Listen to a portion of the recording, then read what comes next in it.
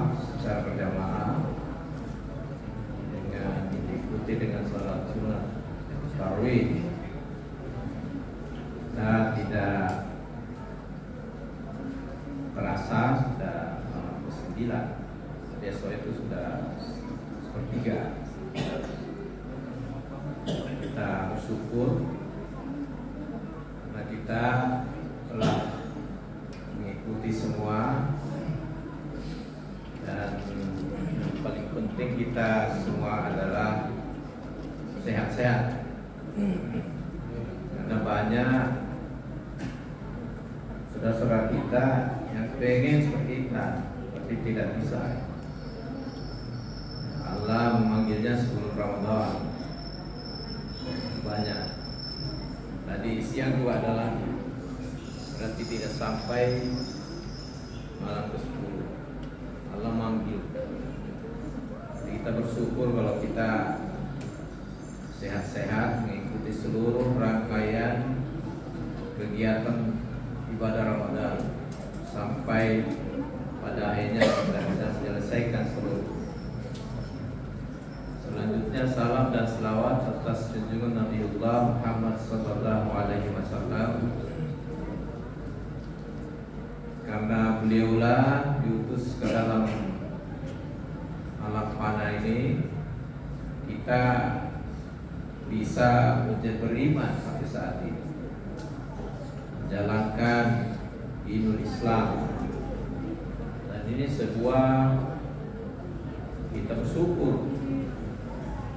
Kita harus berterima kasih kepada orang-orang tua kita yang melahirkan kita semua, sehingga mereka pendahulu kita, orang tua kita Islam, kita dilahirkan juga Islam. Saya baru membaca pada Ramadan ini ada seorang ahli kedokteran Amerika Serikat yang paling terkenal di dunia dan bersyahadat. Itu karena mendapat ridha Allah, mendapat rahmat dari Allah Subhanahu wa taala, karena ilmu yang dimiliki itu setelah dipelajari semua ada di dalam Quran. Begitu dia takjub melihat isi Quran itu, alhamdulillah bersyahadat sejak 1 Ramadan kemarin. Ini ahli kedokteran Amerika. Jadi sekali lagi kita sudah bersyukur ini karena kita dilahirkan dari rahim orang tua yang awalnya Islam. Tidak berjuang, banyak orang berjuang jadi mu'alaf. Banyak juga yang kebalikannya, Islam bagus tiba-tiba lanjut pada akhirnya. Ya. Nah, ini sekali lagi kita bersyukur. Alhamdulillah semua kita mengikuti kegiatan amalia Ramadan ini. Sudah banyak pengetahuan yang kita dapat sejak 9 hari kita berpuasa ini. Kalau kita ulangi lagi bahwa kita berpuasa itu mulai daripada menahannya itu mulai daripada terbit fajar sampai terbenamnya matahari. Di situ kita mulai menahan dan mulai buka puasa pada saat terbenam matahari sampai berikutnya. Jadi begitu kita mulai menahan, yang halal jadi haram. Kita punya makanan sendiri tidak boleh, jadi haram kita makan, karena pada saatnya kita menahan diri, termasuk menahan hawa nafsu dan lainnya. Jadi pada dasarnya pada saat kita menahan puasa itu, disitulah pada dasarnya sama dengan waktu-waktu sholat sebenarnya. Ya, pada saat fajar kita mulai menahan, pada saat itu juga waktu masuk sholat subuh. Nah, itu bedanya. Kalau malam hari kita boleh, kemudian siang pada fajar sampai terbenamnya matahari kita menahan diri, berpuasa maksudnya. Nah, di situ juga waktu-waktu sholat mulai, sholat subuh, ya, sholat fajar, zuhur, asar. Ini ada perbedaan dasar. Kalau kita tadi sholat puasa menahan di fajar sampai terbenam matahari. Kemudian terbenam kita buka, yang halal ya halal. Nah, untuk sholat juga sama. Sholat itu pada sholat subuh mulai, bedanya apa? Kalau subuh itu sampai terbenamnya matahari itu tergolong sholat siang sebenarnya. Jadi ada siang ada malam. Nah, semua sholat waktu siang itu, saya tadi singgung sedikit itu waktu pagi. Semua sholat siang itu mulai dari subuh, fajar tadi sampai asar itu rakaatnya genap. Rakaatnya genap. Mulai dari sholat subuh 2 rakaat, zuhur 4, asar 4. Itu rakaatnya genap. Nah, begitu sholat terbenam matahari, sholat maghrib, bedanya itu sholat siang dan sholat malam itu rakaatnya ada genap, ada ganjil. Jadi maghrib itu sholat termasuk kategori malam, itu makanya 3 rakaat dia ganjil. Kenapa? Ya, itu ketentuan dari Allah Subhanahu wa taala. Nah, bagaimana dengan Isya? Isya kan 4 rakaat. Ya, 4 rakaat. Sementara sholat malam itu ya, mulai dari terbenam matahari sampai terbit fajar itu kan ganjil. Bagaimana dengan Isya 4 rakaat? Itu sebabnya kita disunatkan sholat witir. Witir itu membuat sholat malam itu jadi ganjil. Jadi boleh 1 witirnya, boleh 3, boleh 5, boleh 7, boleh 9, boleh 11. Yang penting niatnya sholat witir ganjil. Bisa 1 kali tahiyat saja, tidak apa-apa. Dan yang kita amalkan di sini, setiap sholat tarawih dan ditutup dengan witir 3, 1 kali tahiyat. Ya. Nah, itu bedanya sholat malam hari dengan siang hari. Nah, ini kita biasa abaikan itu sholat witir. Ya, mungkin di sini semua bisa ya. Tapi banyak yang mengabaikan itu. Padahal itu yang membedakan sholat siang dan sholat malam. Nabi itu tidak pernah tinggalkan itu sholat witir, karena itu membedakan. Sekalipun sifatnya sunnah, tapi namanya sunnah muakkad. Sunnah yang sangat dekat dengan kewajiban. Nah, itu Bapak Ibu sekalian, perlu kita ulangi ini karena namanya itu pembelajaran di dalam selama Ramadan ini kita bertarbiyah namanya, menambah pengetahuan. Banyak kita sudah lakukan tiap hari, tapi kadang kita tidak sadar. Oh, itu pada bedanya sholat di siang hari ya dan malam hari. Bapak Ibu sekalian, selanjutnya kalau sholat subuh kan, sholat subuh itu kan kita disunatkan sholat sunnah. Bahkan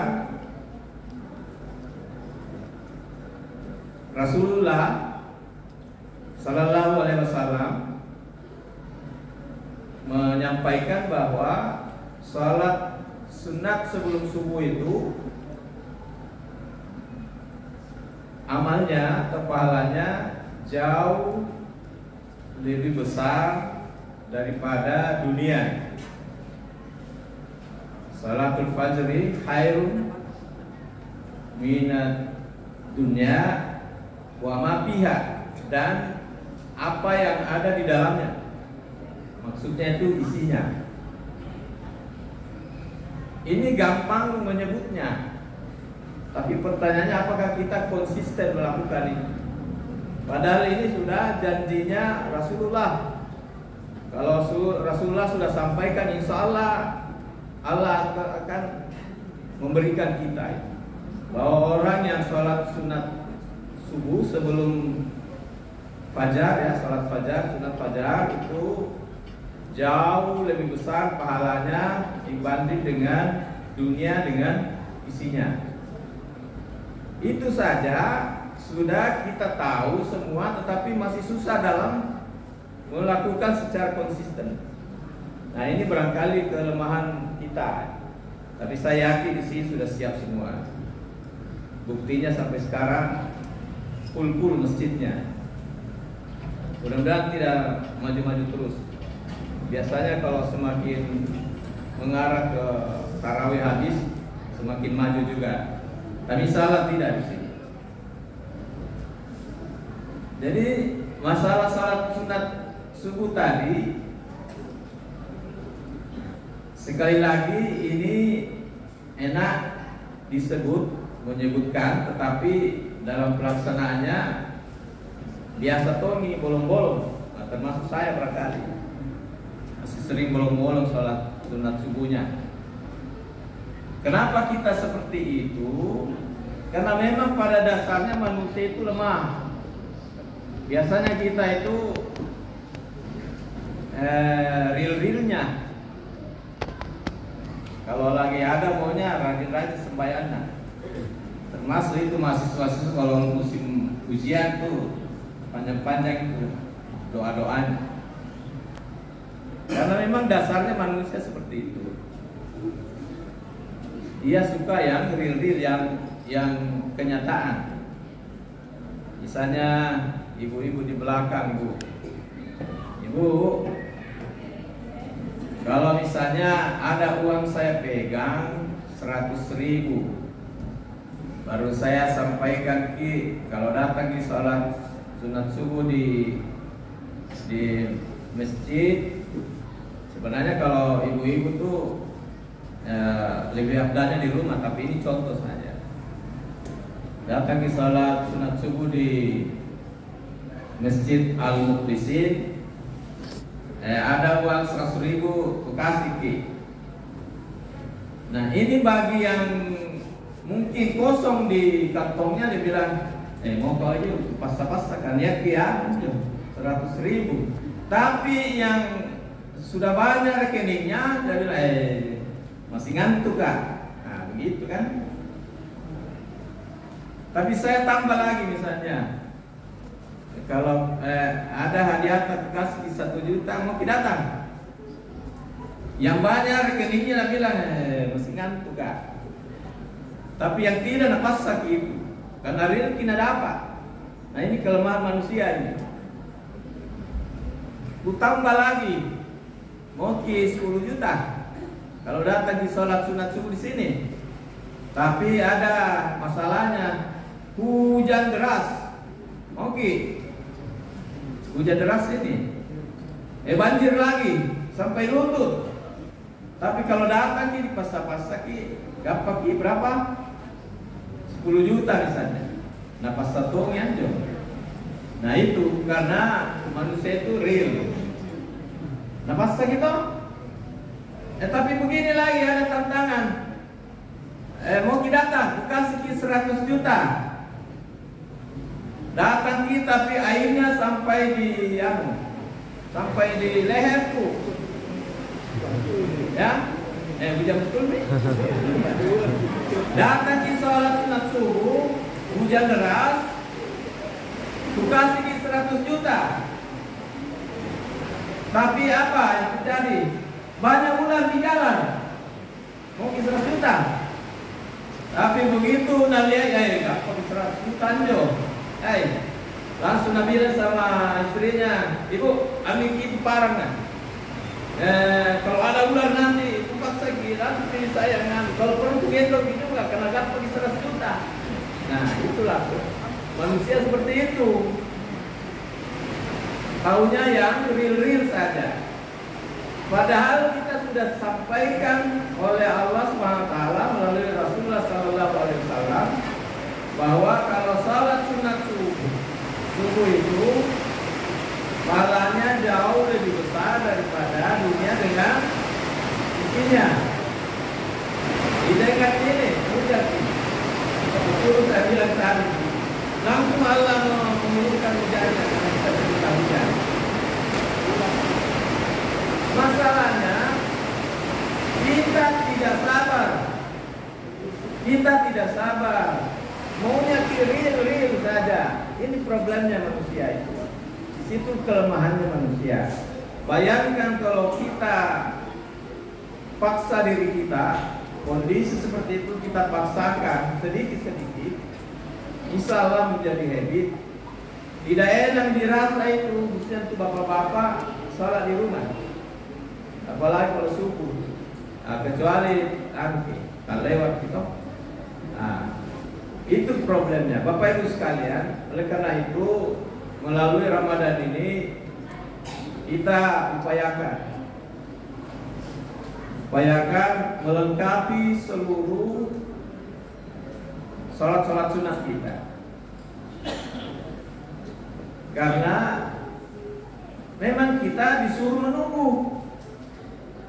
Kita disuruh sabar menunggu, insya Allah semua kegiatan-kegiatan kita yang bersifat amalia Ramadan maupun yang di luar Ramadan, kita akan dapat surganya Allah Subhanahu wa Ta'ala.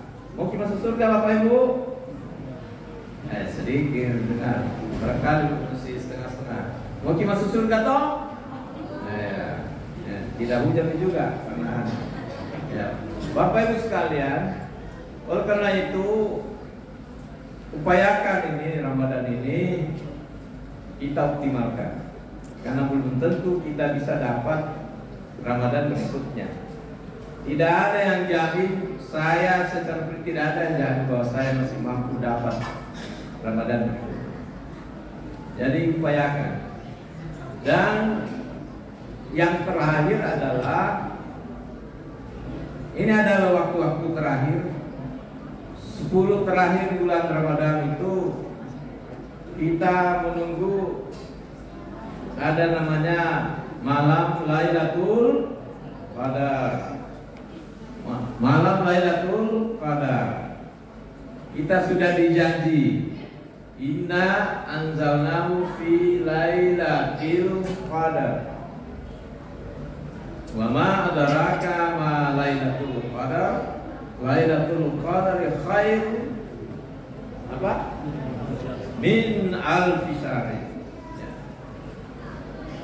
Sesungguhnya kami telah menurunkan malam Lailatul Qadar pada di bulan Ramadan itu. Malam Lailatul Qadar itu adalah lebih baik daripada 1000 bulan. Coba kalau kita hitung matematikanya, 1000 bulan itu, kalau dihitung itu 83 tahun. Kalau dalam Ramadan ini kita bisa dapat beribadah saja, sementara kita sholat dan turun itu Lailatul Qadar, itu nilainya kita sama dengan beribadah 83 tahun baru satu malam. 83 tahun. Itu sebabnya umatnya Nabi kita itu hanya 63 tahun umurnya.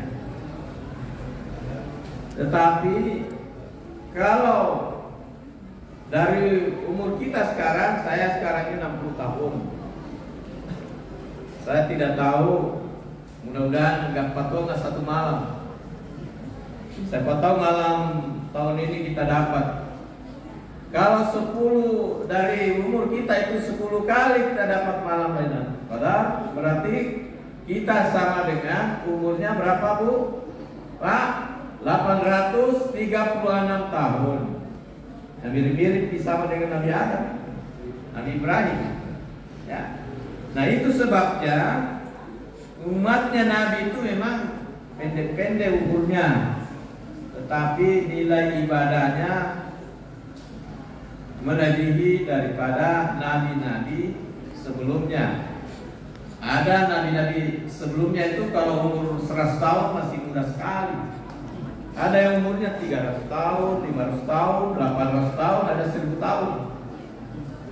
Ya.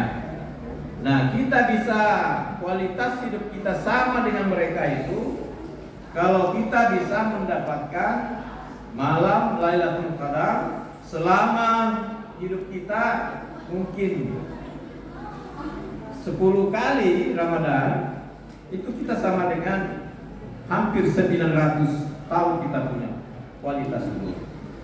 Bapak Ibu sekalian, oleh karena itu malam ini mudah-mudahan kita berdoa semua, kita punya waktu untuk bisa mengikuti malam iktikaf ya.